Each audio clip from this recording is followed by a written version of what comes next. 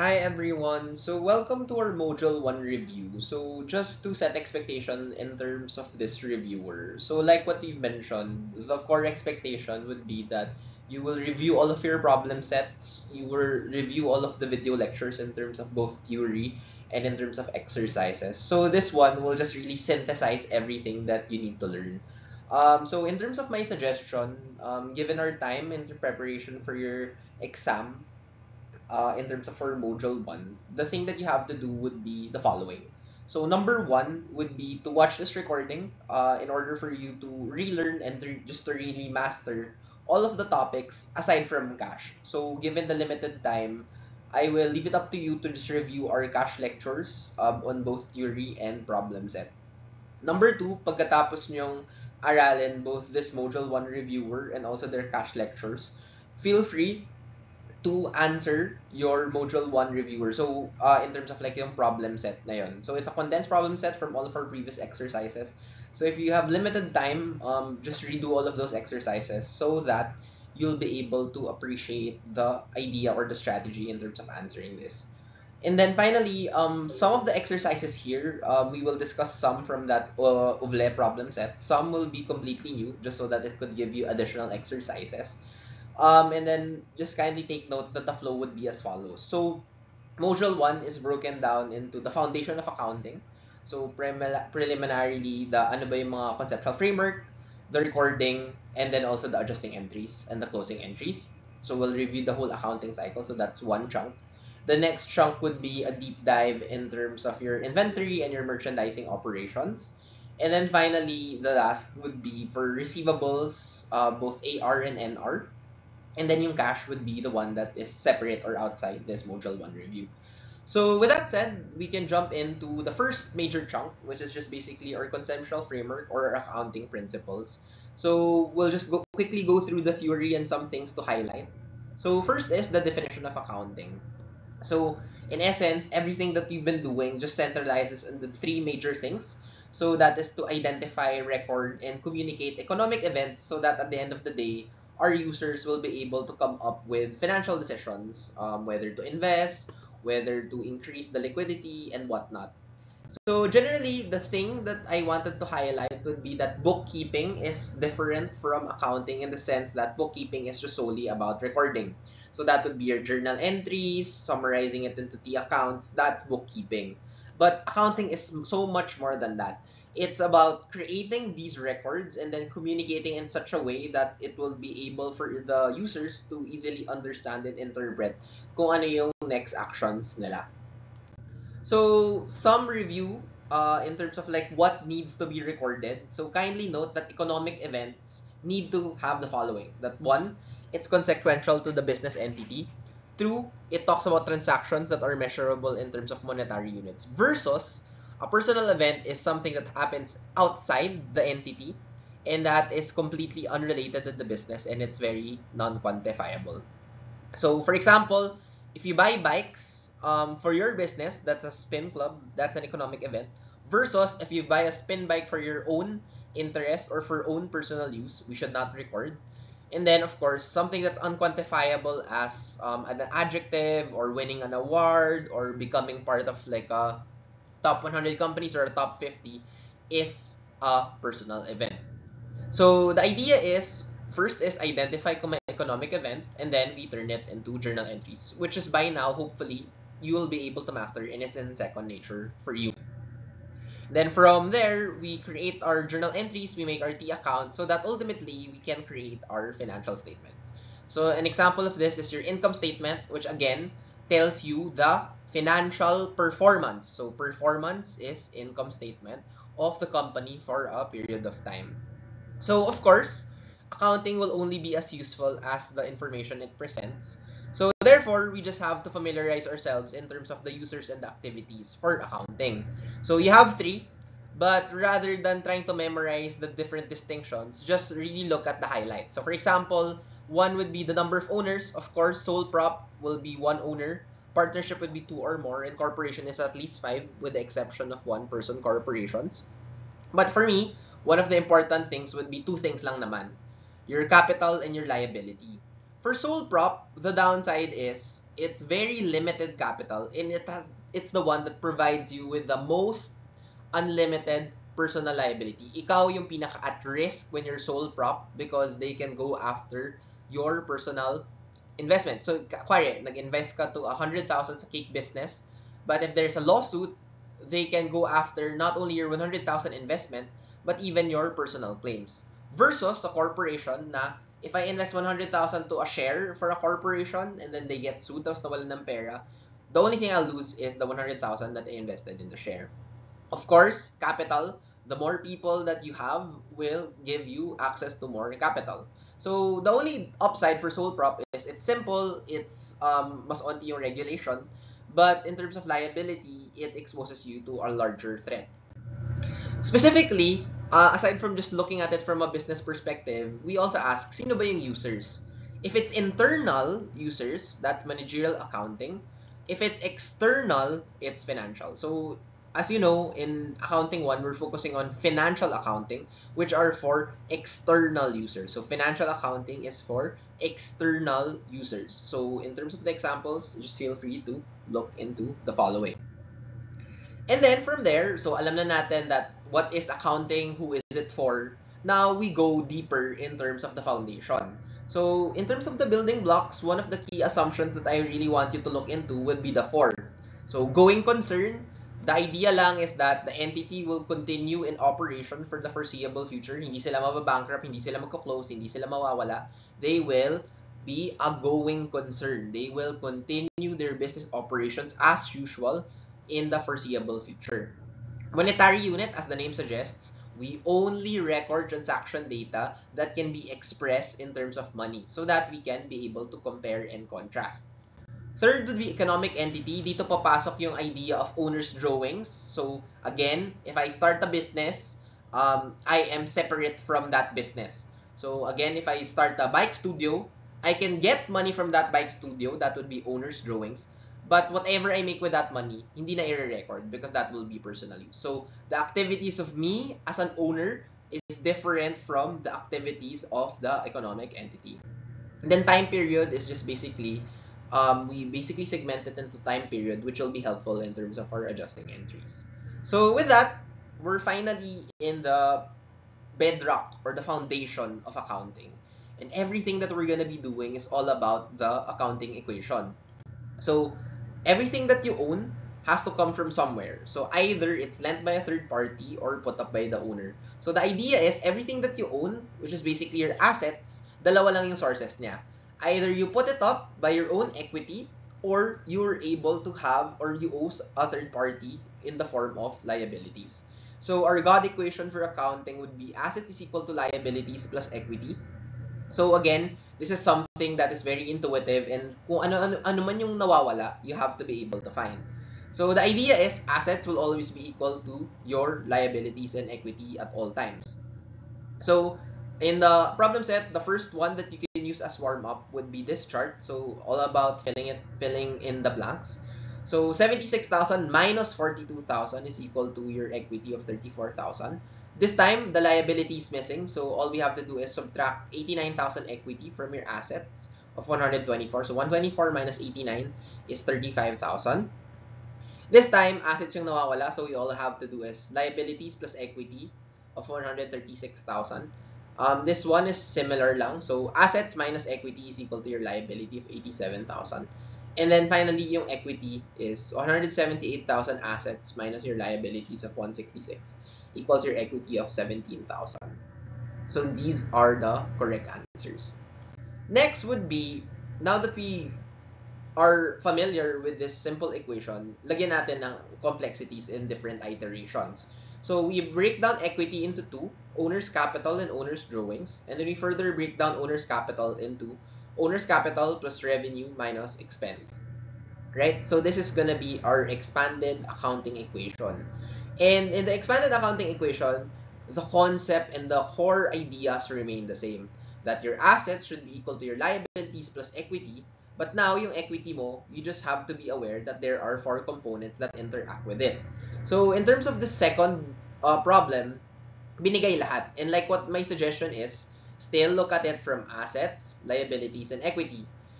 ang mag-change lang is that equity is broken down into owner's capital minus owner's drawings plus revenue minus expense. So all you have to do is plug it in. So 54 owner's capital minus 34 owner's drawings plus 73 revenue minus 41 expense will give you equity. And then now it's a basic accounting equation. Now with your 92,000 asset minus your 52,000 equity, it will give you your liabilities of 40,000. Next, idea. So same. So again, owner's capital of 206 minus owner's drawing of 185 plus revenue of 98 minus 49,000 expense would give you your equity of 70,000. And then liabilities plus equity should be equal to your assets. So 128 plus 70 equals 198,000 asset. And then finally, the idea lang is if 2/3 yung liability, then the residual should be 1/3 is equity. So 900 divided by 3 will give you 300,000, and then your liabilities will be times 2 of that, which would be 600,000. So this is how it looks like also in terms of Excel. So the idea lang naman here is that be familiar, or by now, you should know that net income is just when your revenue exceeds your expense, and your expense is less than your is more than your revenue, then that would be a net loss. So with that, by doing all of these things, we can actually prepare financial statements. So there are 5. But the one I want to focus on would be the 2 things. So again, maraming nalilito. Income statement refers to your financial performance. So income statement, performance. Income statement, performance for the period.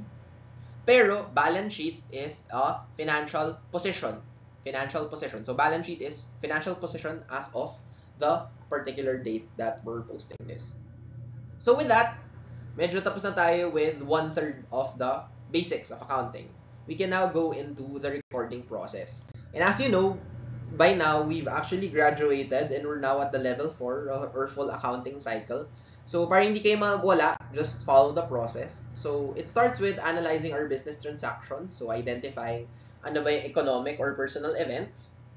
The second would be to turn these business transactions into journal entries. And then once you have your journal entries, you create your T accounts, or what we call our ledger accounts. And then from there, you prepare an adjusted trial balance. So bakit ginagawa ang trial balance? It's an optional step, but it helps you prove that your debits are equal to your credits, right? So that's something that we need to take into account. Through the help of your trial balance, at the end of the period, magkakaroon ng adjusting entries, right? So we'll go into that in a later slide. But magkakaroon ka ng adjusting entries so that you'll have now the adjusted trial balance. And then this is the adjusted trial balance that the one will you use as basis to prepare your financial statements. So your income statement, your changes in equity, and your balance sheet. And then we do the 4 closing entries, and then we do the post-closing trial balance. So by now, the expectation is alam nyo na yung process, but I will just review some key concepts. So again, the idea is that there are different accounts, right? Your assets, your liabilities, and your equity. So they're categorized into different accounts. And through help, meron kayong chart of accounts, which is basically lists how to identify kung ano, properly categorize kung ano ba yung mga expense. In the exam, probably we won't give you all the chart of accounts, so just feel free to use the common, and then we'll be lenient naman in terms of how we will accept, right? So for example, salaries, wages, expense, and then you incur a liability. If you answer salaries, wages payable, or accounts payable, or wages payable, all of those will be accepted unless meron lang explicit na chart of accounts, right? So how do you record changes in an account? So your bread and butter will be creating your T account. So every account, you create a T account so that you will know the beginning, the end, and the changes. And then this is the idea na whatever happens to the left is a debit, and what happens to the right is a credit, right?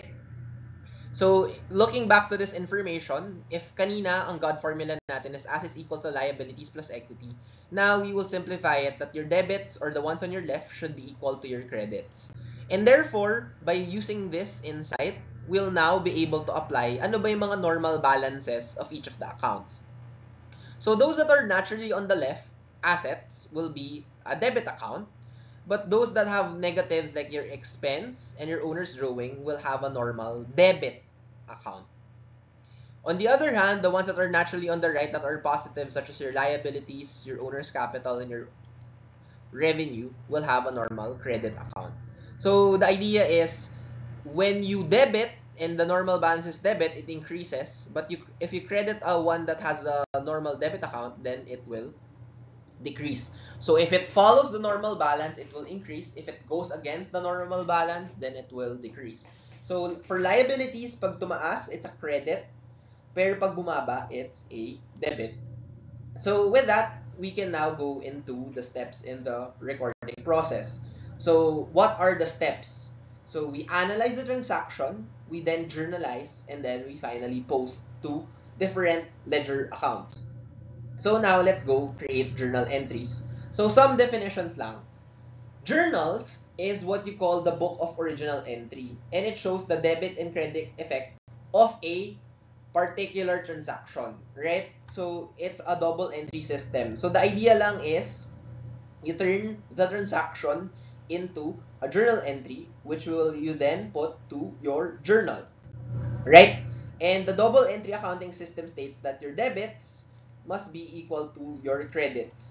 No matter kung compound journal entry pa yan, as you can see, dalawa yung debits here, isang credit here, even though hindi sila match in terms of the number of debits and credits, the amount of debit of 250 plus 400 is equal to your credit, right, of 650.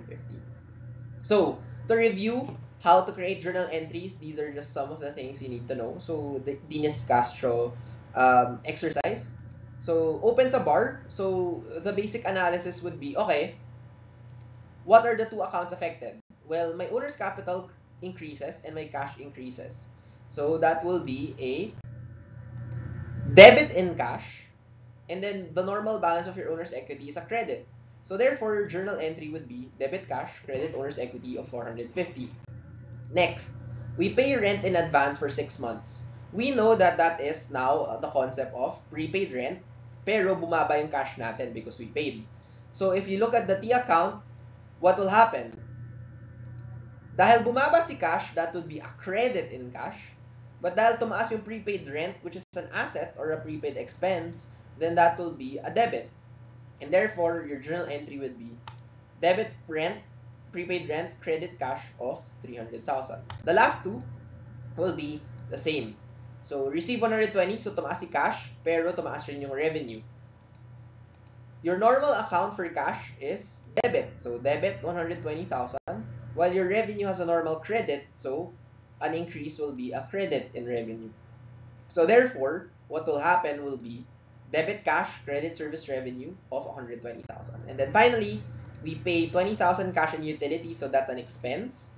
And also that would be a decrease in cash. So what will happen will be, so finally, the last journal entry is all about paying 20,000 cash for utilities. So that's an increase in your expense and then a decrease in your cash. So that would be a credit in cash and a debit expense. So debit utilities expense, credit cash for 20,000.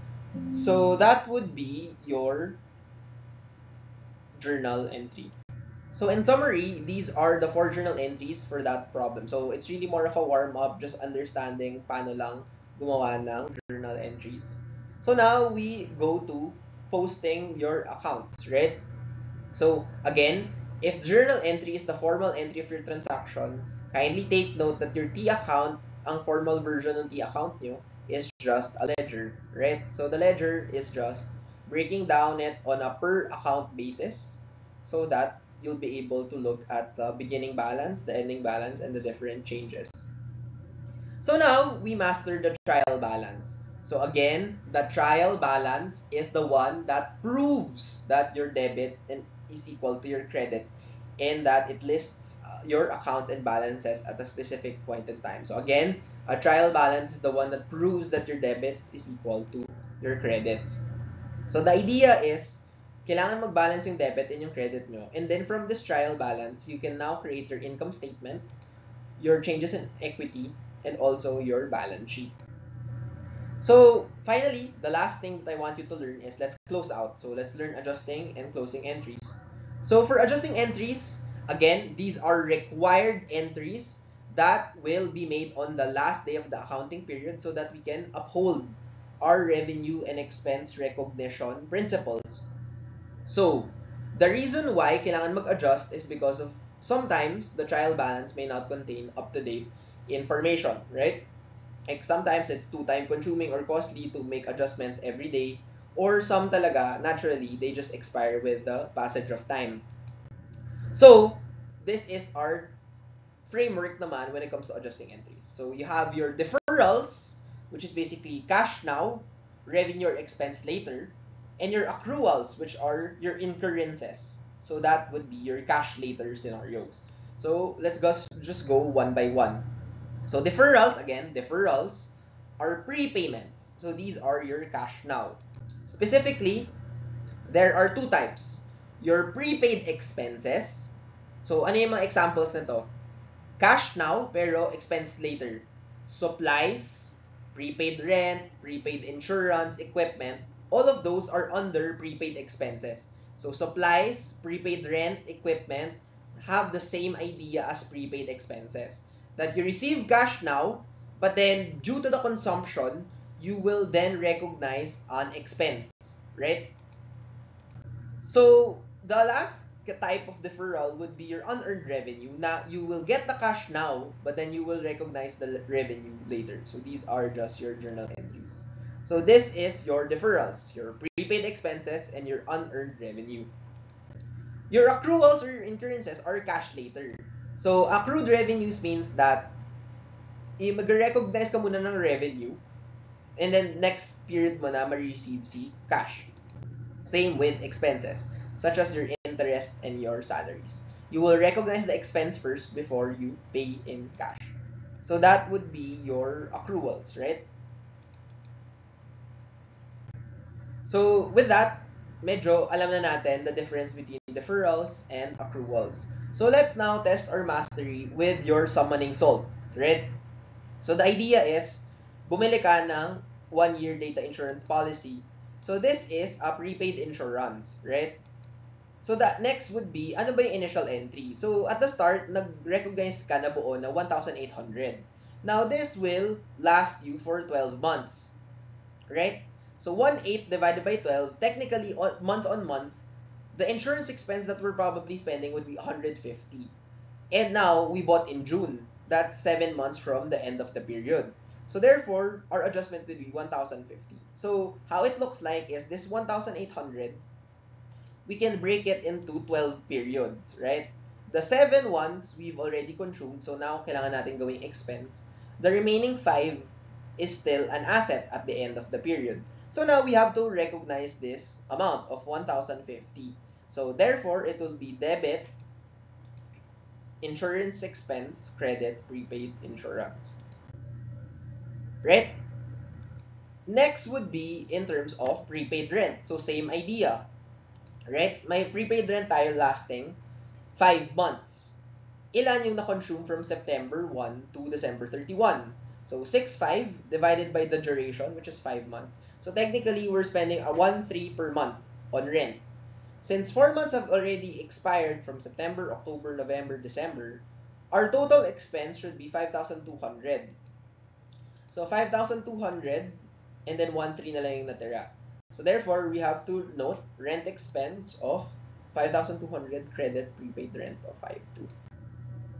Next would be a unearned service revenue example. So here, we get cash pero hindi pa natin nare-recognize na it's revenue because we haven't performed any obligation. So right now, it's a liability. Binigyan tayo ng pera, hindi pa tayo nagbibigay ng service. So it's a liability rather than a revenue. However, the more that we fulfill our obligation, the more that we earn the money that was given. So therefore, the idea is, ano ba yung total cash na na-receive mo? 3,600. And then per month, meron kang 9 months na duration. So technically, per month, you're earning 400 in revenue. Ilang months from September to December? 4 months rin. So technically, by December 31, you've earned 4 months worth of revenue. So 4 months, so yung 3,600, i-divide mo into 9 segments. So 4 of those will be for revenue that we have to earn. So ito yung adjust natin. So that would be a debit unearned service revenue. So we lessen the liability and then we recognize the service revenue by crediting it by 1,600. And then here, this is an example of prepaid cleaning. So again, similar idea. Una, asset muna. Then we divide it by the number of months covered, which is 2. And then ilang months ba natin na-consume? So half lang. So 1 month lang yung expense. So therefore, that would be cleaning expense 1,000, credit prepaid cleaning of 1,000. And then lastly, you'll have unearned service revenue again. Pero this time, binigay yung unearned portion. So that would be your current liability. So yung the rest, 1,500 minus 475, 1,025 will be your revenue. So again, that would be debit unearned service revenue, credit service revenue of 1,025. So my only request, aside from this sample exercise that I discussed, is you revisit problem set on the adjusting, problem set 2. Like, you should know how parang employees are paid in terms of like, in terms of like the different work week, right? So kindly take note of that. So once you have your adjusting entries, you just post to your T accounts and then you're ready to close. So again, closing will not go into this in depth na. But the idea lang is that at the end of every period, you close your books, particularly your temporary accounts. So your temporary accounts are those that appear in your income statement. So revenue, expense, and owner's drawings are all closed out. So meaning na zero out sila. Those that relate to your balance sheet or your relates to 2 or more future accounting periods is what we call your permanent or your real accounts. So what we do for that is that we don't close them, right? So how do we close temporary accounts? We just have 4 entries. First is you close your revenue to your income summary. Second is you close again your expenses to your income summary. And then whatever yung matira, we will then zero out your income summary so that it will either increase or decrease your capital. And then yung drawings mo, you will subtract some to your capital. So these are your 4 closing entries. The last thing that I just want to highlight is that please remember that adjusting entries and closing entries are both required. So required siyang gawin. So with that, we're done with our full accounting cycle. So this will mark the end of your first part. So 1 out of 4 we're done already, right? So now we go to specialized topics with your merchandising operations. So again, the difference between a merchandising company and a service company is that it's all about buying and selling a finished good. So there are 2 types, your wholesaler and retailer, but generally they do the same. They buy the asset, they buy a finished good and then sell it. The only thing that's very interesting for us is that the way that merchandising companies categorize their expenses are very different, right? They have 2. Binibreak down nila into cost of goods sold and operating expenses. So cost of goods sold is the expense related to buying the product, right? So the idea is the total cost of merchandise sold, including any of the freight terms, right? And then OPEX is the one that is for the other regular operating expenses that you do to run the businesses.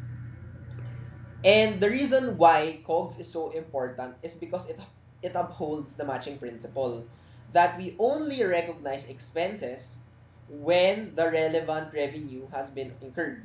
So for example, it takes 800,000 to build a car, pero hindi mo pa siya nabenta. So now you will initially recognize it as an inventory. And then when you finally sell it at 1.2 million, that's the time you will recognize a cost of goods sold of 800,000. Right? So the matching principle states that we need to match COGS to the revenues that we generate. So 1.2 million minus 800,000, that will give you your gross profit. So now, let's create an exercise wherein we derive our comprehensive income, right? So, 'di ba ito yung pinaka-basic net income. But now we will break expenses down into two, your COGS and your OPEX, right? So we match revenues and COGS. That will result to your gross profit, and then gross profit minus your OPEX will be your net income and net loss, right? So technically, this is how the equation should look like. Sales revenue minus cost of goods sold is equal to your gross profit. Gross profit minus OPEX is equal to your net income and net loss. So to make sure that super gets you na the difference in terms of this comprehensive income for merchandising operations, you can look at BE51 and then just look at. So the general framework is that it should look like this. So your sales, step 1 is sales revenue minus COGS will be equal to your gross profit. Step 2, once you get your gross profit, you subtract OPEX to get your net income and net loss. So in terms of the missing, all you have to do is go back to the relationship. So 75,000, 30,000 yung gross profit. So we know that this should be 45,000. And then ito, naging 10,800 yung net income. So the only thing that could subtract from 30,000 would be an OPEX of 19,200. The other one is easier. So how they get gross profit? Sales revenue minus COGS. So that will give you 38,000. And then gross profit of 38,000 minus your OPEX should equal to 29,500. So the missing would be 8,500. And then here, ang nawawala naman sales revenue. So we know that X minus 83,900 will be equal to 79,600. So by adding these two together, you will know that it's 163,500 sales revenue. And then to get your net income or loss, it's just gross profit of 79,600 minus 39,500, which will be equal to 40,100, right? So that's basically how you solve for these types of problems. So this is basically how the answer should look like also in terms of like if you're solving this with the X. So we can look at a more comprehensive example. So this is actually, I think, not in your OVLE or your problem set, but I just wanted you to have more experience in terms of these types. So it looks more intimidating than the other one, but generally, I just want you to understand that whenever we say net sales, what we mean by that is your gross sales minus your sales return and allowance and your sales discount, and that would be your net sales. So please be careful. Net sales is different from gross sales. How to get net sales is gross sales minus SRA minus SD equals your net sales. So with that, we can now go into the problem. So in A, ang nawawala is SRA. So we know that the net sales is 86,000 and your sales revenue is 90,000. So ang bumawas lang from 90 to get 86 would be 4,000. Then we go normally. Gross profit is just net sales minus COGS. So 86 minus 56 is 30,000. And then gross profit minus OPEX will be income from your expenses at 15,000. And then you have other expenses and loss. So that's 11,000. Here, it says that the net sales 95 pero taking into account na may binawas na 5. So therefore, your gross sales would be 100,000. And then here, your gross profit is 38 where your net sales is 95. So ang nagbawas lang is your 57,000 cost of goods sold. Your gross profit is 38,000, but then you don't know your income from operations and your operating expenses. So all you have to do is work from your net income. Your net income binawasan ng 7,000. So your income from operations would be 18,000. 18,000 minus 38,000 should be the OPEX for 20,000, right? And then finally, net sales is missing here. 122,000 minus 12,000 is equal to your net sales of 110,000. The net sales of 110,000 minus the gross profit of 24,000 will reveal to you your cost of goods sold at 86,000. And then your gross profit of 24,000 minus your OPEX will be 6,000 income operations, and then the difference between the two would be your expenses from other expenses and losses, right? So we're done with the comprehensive income statement. The next would be to go to our cost flows. So again, please just understand that inventory will just ask you about two things: the quantity of the product and also the cost of the product in the following categories or in our cost flow. Your beginning inventory is the inventory that you have at the start of the period. Then you will have your cost of goods purchased. So basically, this is your net purchases plus any freight. So basically, when we say net purchases, that would be gross purchases minus PRA minus PD is equal to net purchases plus the effect of any freight, that would be your cost of goods purchased. When you add your beginning inventory and your cost of goods purchases, you will now have your COGAS, or your cost of goods available for sale, which will be the central thing that will dictate our inventory cost flow. So, your beginning inventory plus purchases is equal to your cost of goods available for sale. Dalawa lang yung pwede mangyari sa COGAS. Either you are able to sell it, so a portion of the COGAS will be cost of goods sold, or a portion of that, hindi mo mabenta, so that would be your ending inventory. Right? So, the idea here is beginning inventory plus purchases is equal to COGAS, and then COGAS less ending inventory will be equal to your COGS, because whatever is your cost of goods available for sale, it's just gonna be split between the two, right? So here, in terms of purchases, kindly note that this could be more complicated because purchases can be gross purchases minus SRA, minus PRA minus PD is equal to net purchases plus freight. So those are the things that will affect your COGAS. So finally, we can differentiate between two inventory systems. So the thing lang to note is perpetual and periodic. So perpetual provides better control. It is for high unit values of furniture, and basically it records cost of goods sold each time a sale occurs. So it's more advanced, provides better control. Yung key differentiator is when do you recognize COGS. Perpetual, you perpetually recognize it. So you record each time a sale incurs. On the other hand, periodic, you only record COGS only at the end of the period. So we will now summarize the differences, right? So pag purchase, wala masyadong difference. You will record the purchases. Iba lang yung account names for this. When you sell inventory under perpetual, this is where the difference comes in. You will recognize COGS every time a sale incurs in perpetual, pero tingnan nyo sa periodic, wala. Right? Because at the end of the period, that's the only time that the periodic will record your cost of goods sold. So there are only three major differences, and you'll go through each of them, right? So first is in terms of your purchases, right? Ano lang yung difference? The difference is sa periodic, they use additional temporary accounts. If you see the account terms, purchases, freight in, purchase return allowance, purchase discount, PRA, PD, and freight in purchases, you know that they use the periodic inventory system, right? So looking at a side-by-side comparison, these are your journal entries, and then you will notice sa perpetual, puro inventory lang yung nakalagay, right? But here, we have specialized temporary accounts, your purchases, your freight in, your PRA, and your PD. So that's the first difference. The second difference will come up in terms of your sales, right? The idea is we compute cost of goods sold every time sa perpetual. So the idea here is every time you sell inventory, you will have two accounts. One, to recognize the sale. Another is to recognize your cost of goods sold. So meron kang ganyang journal entry sa perpetual. Sa periodic, hindi. Kung ano lang yung nabenta mo, yun lang. Walang additional entry for your COGS. And then finally, at the end of the period, you will have a massive closing entry for periodic, but I won't get into it now, just to not overcomplicate. But the idea here is, regardless of your inventory system, you will create a physical count. So whether you use periodic, whether you use perpetual, at the end of the period, you will count the inventory. So again, regardless kung perpetual or periodic, you will record a physical account.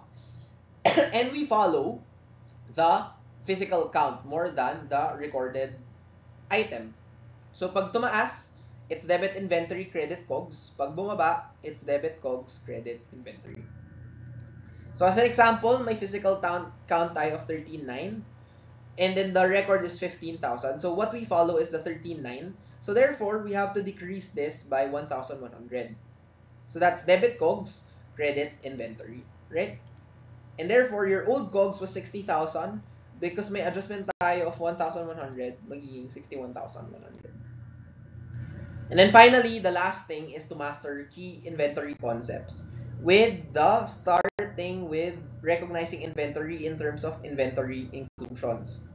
So generally, the key idea for inventory inclusions is we follow the legal test. Whoever owns the inventory will be the one that will record it.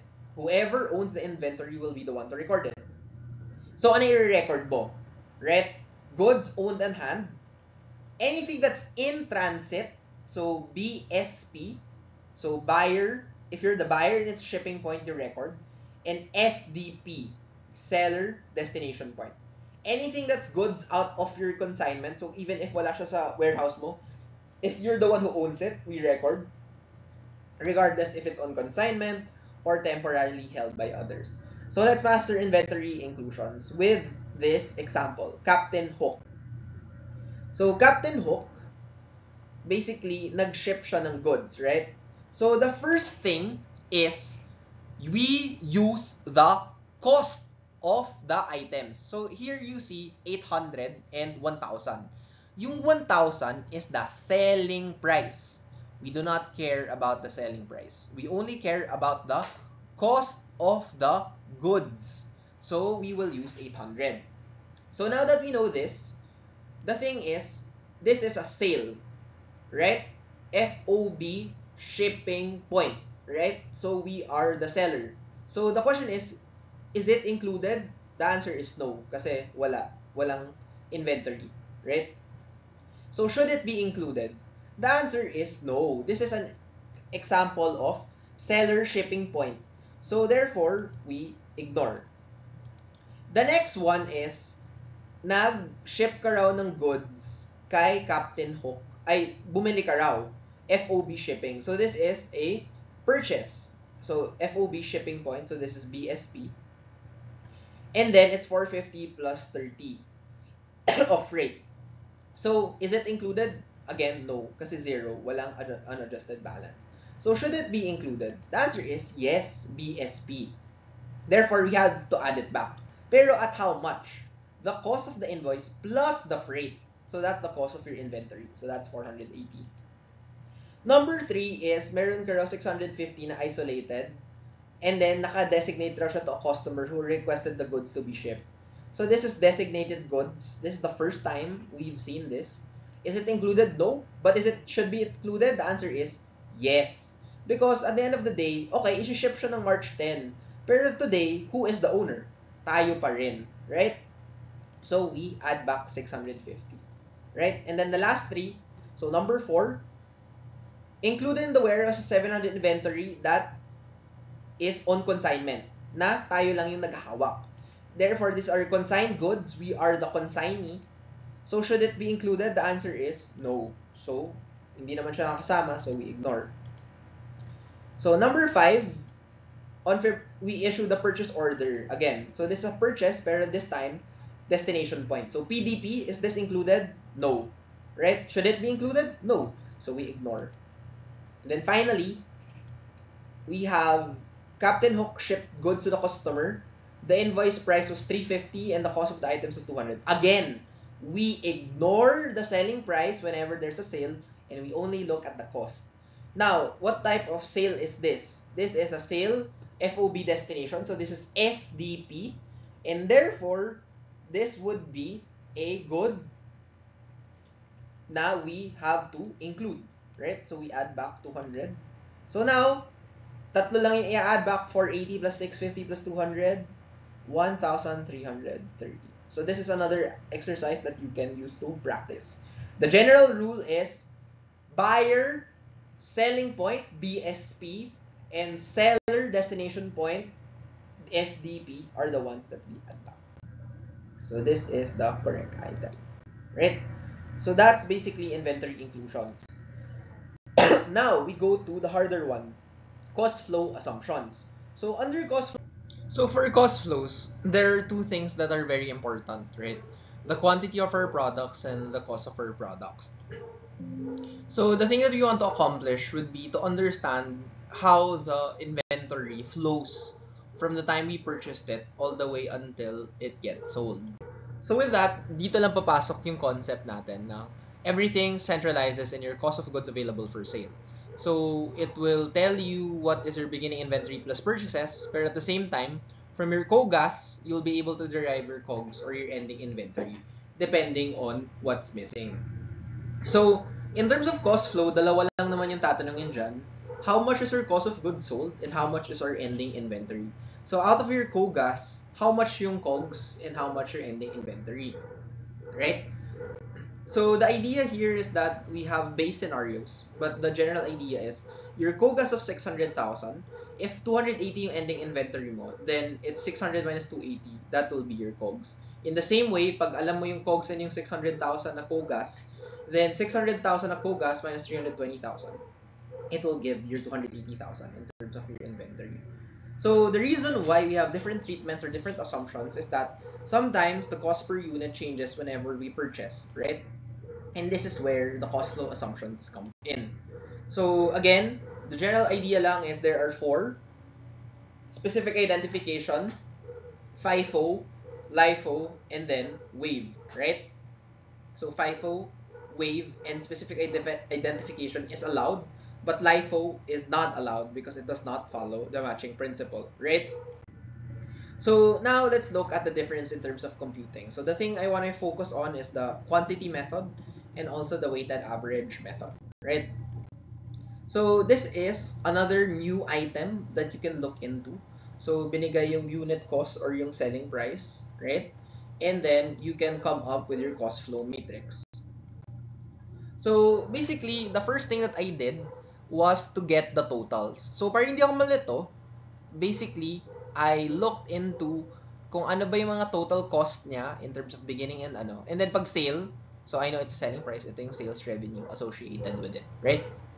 So, in terms of quantity method, there are four questions that we usually ask. Number one is, what is the ending inventory in terms of the units? So, what do? We get the COGAS in terms of quantity. So, that is 150 plus 100 units of purchase plus purchase 2 on January 9 of 75 units minus your purchase return of your 15 units plus your 100 units of purchase in January 23 will give you 410 units. In terms of sold, 150 minus 10 na ni-return plus 50 ulit plus 110 will give you 300. So, your ending inventory will now be 110 units, right? So, it has 110 units. From there, we can now get our ending inventory at cost by knowing the idea that if it's first in, first out yung nabibenta, then what is last is still here. So, we know that the ending inventory is 110 units. So, the thing is, okay, we look at the pinaka-recent na purchase, January 23. Okay, 100 units. Pero 110 to. Therefore, the 100 will come from the third batch. So, at 28, so 2.8. Pero may butal pa na 10. So, that will, we look into the next batch. So, that would be purchase 2 at January 9 at 24. So, 10 times 24, 240. And then we'll have our ending inventory at 3,040. Now that we know the 3,040, the next step is we solve for our COGAS. So our COGAS would be your beginning inventory at cost of 2,550 plus your purchases in cost of 6,340. The question is, paano nakuha yung 6,340? It's 21 plus 18 plus 28 minus 360. So your purchases minus your purchase return. It will give you a COGAS of 8,890, right? So 8,890. And then you will now have an ending inventory cost of 3,040, right? And then now that we know the 3,040 and then 8,890 yung COGAS, then your COGS will be 5,850. So now you will get your COGAS at 8,890. And then it's broken down into your cost of goods sold at 5,850 and your ending inventory at 3,040. And then, just to expound your understanding, some people would ask, paano mo makukuha yung gross profit? Well, all we have to do is just add our sales revenue, which is on this side. And then we get our cost of goods sold at 5,850. and then that will give us our gross profit of 7.5. Right? So this is our quantity method for FIFO, whether it would be periodic or perpetual. So the next set of items would be in terms of how do we solve it if wave naman siya under the periodic system. Well, all we have to do is to take stock of what we know. We know that the cost of goods available for sale is 8,890. To get your wave, we have to divide it by the number of units in terms of COGAS. So what we have to do is to list down our beginning inventory, our purchases, and our purchase return.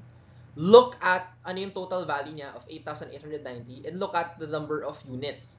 So 150 plus 100 plus 75 minus 15 plus 100 units is equal to 410 units.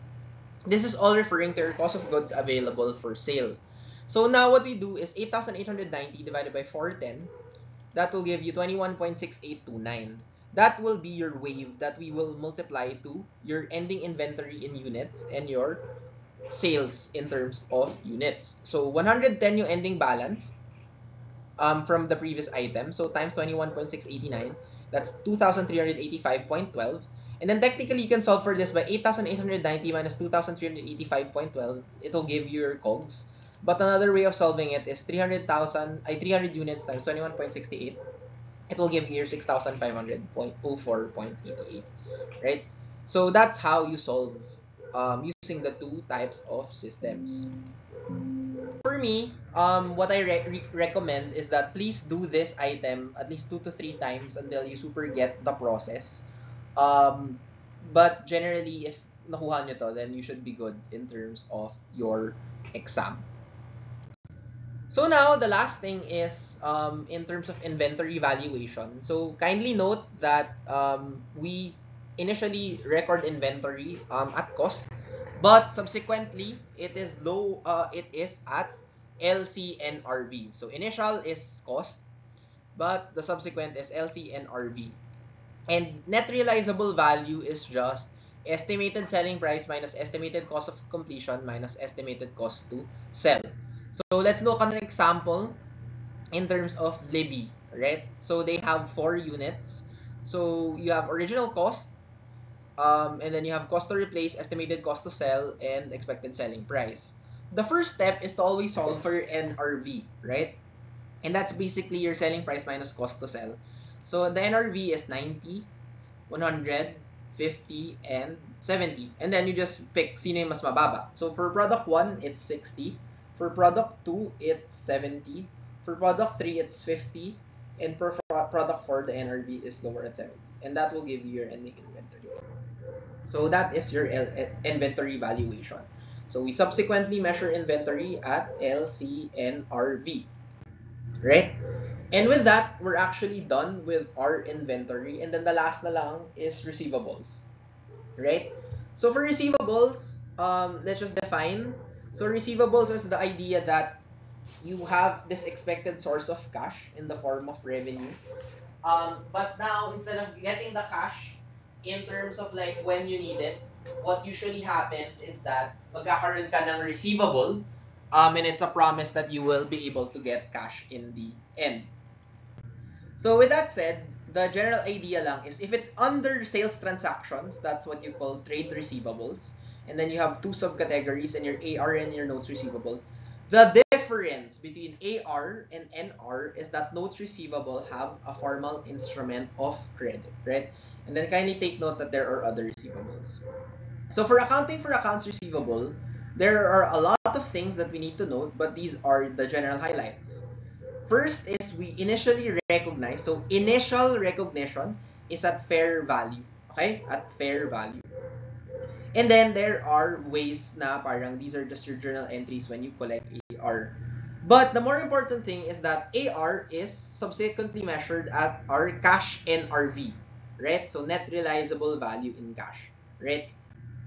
And the difficulty in reporting AR is that sometimes receivables will become uncollectible, and that's why we have bad debt expense, right?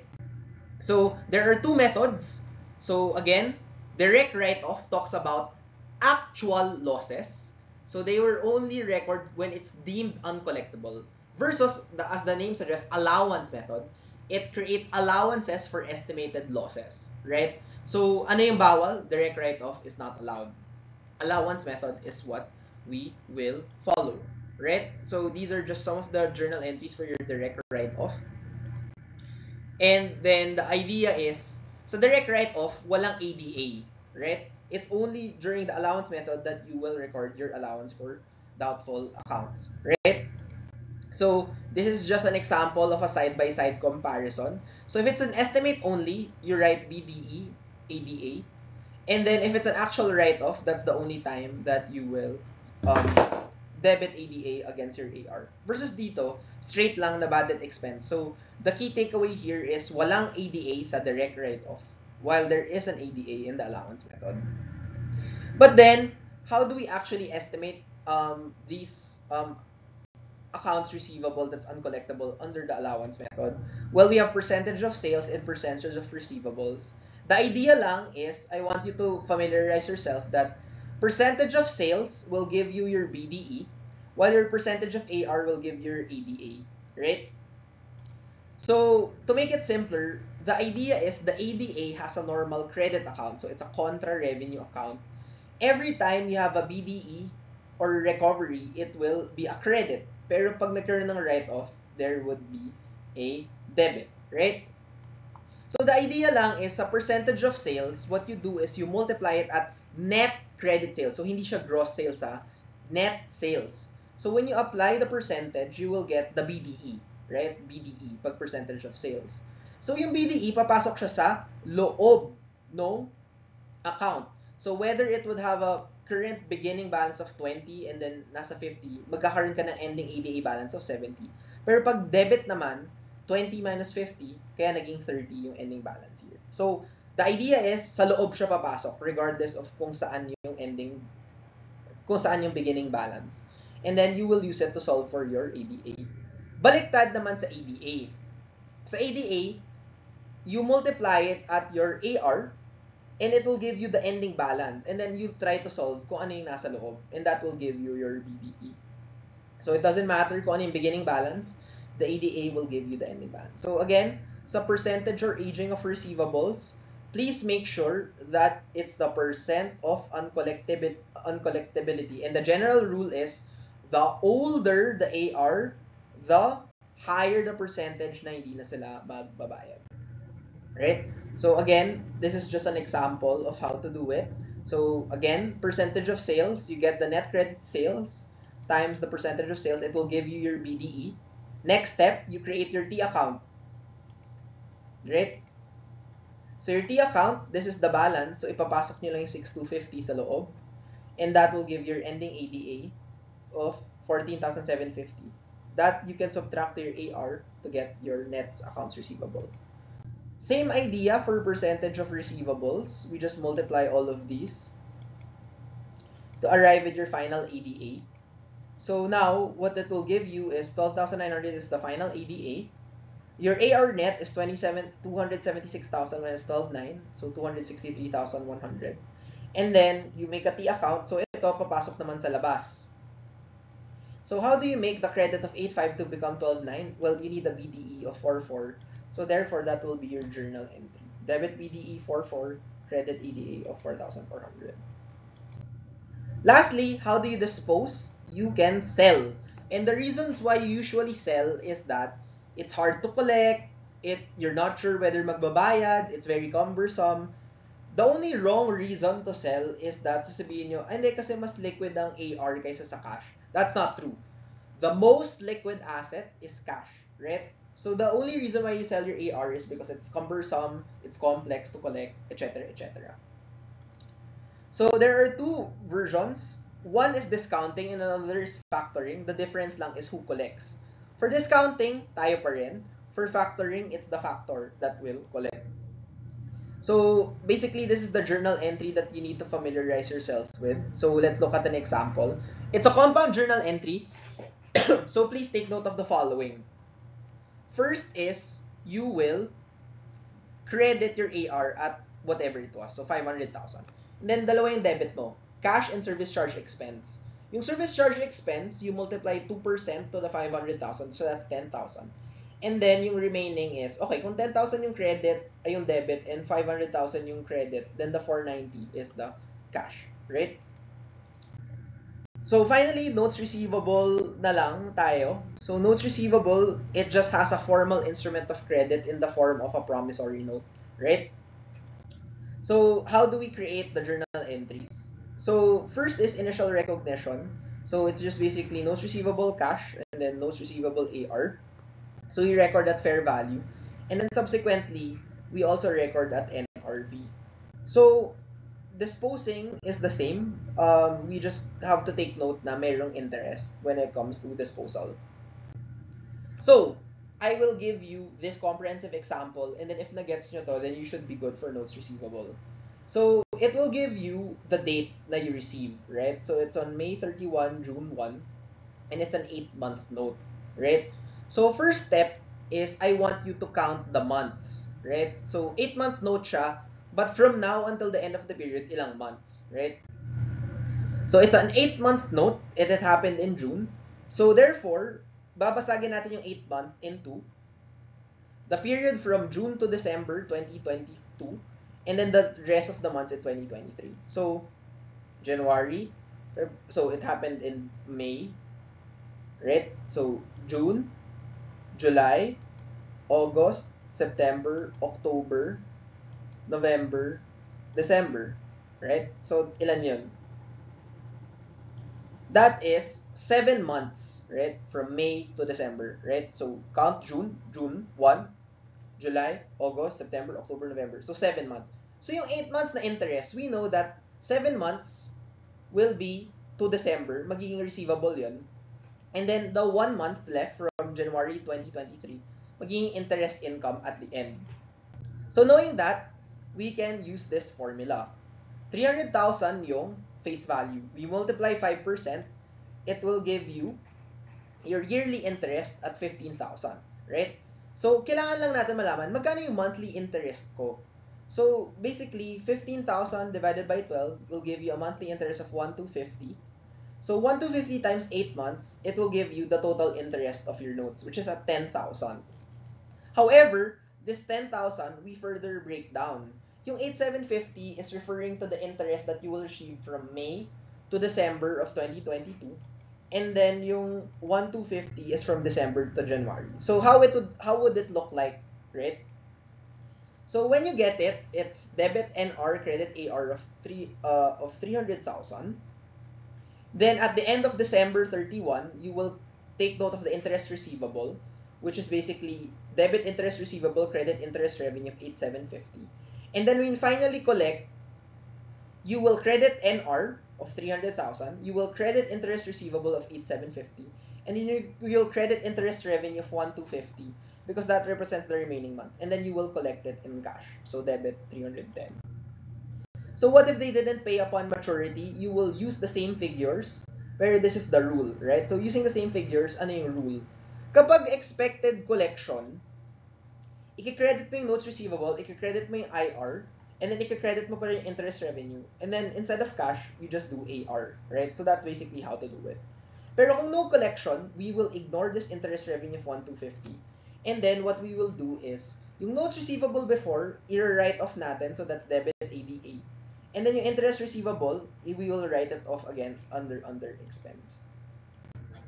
So in general, the idea lang here is if by expected collection, we still recognize the interest income.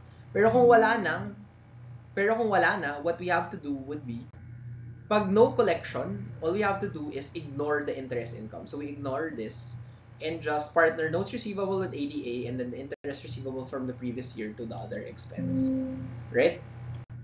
So lastly, the key takeaway is for receivables such as AR and NR, it's measured at fair value initially, and then subsequently it's net realizable value. And with that, we're done with receivables, inventory, and the foundation. So kindly just check your cash reviewers, and then you should be good for the exam. Right? Thank you so much, and good luck.